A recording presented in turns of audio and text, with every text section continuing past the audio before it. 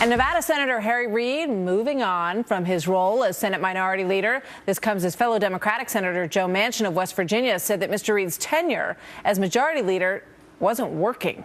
But is anything really working on Capitol Hill? Well, maybe. Check this out.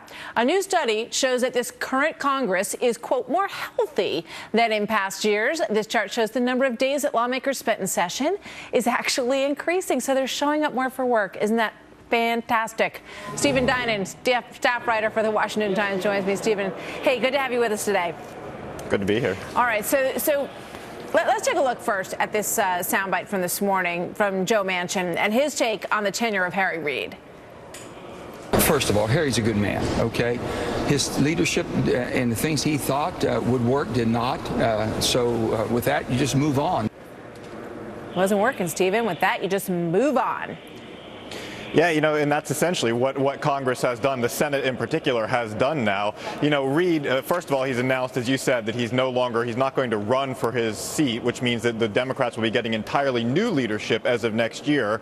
And part of this is Sen Manchin, the senator there who said that remark, obviously was looking at the results of last year's elections based on Harry Reid's leadership.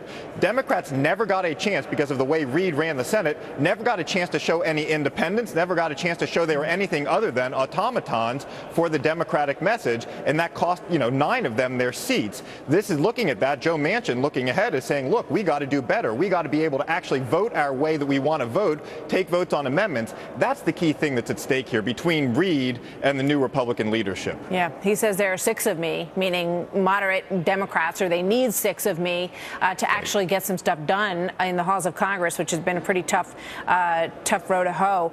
And it seems like they are sort of working on something. And that's trying to end NSA bulk collection of phone data. Does that look like it's going to happen? What is that bill?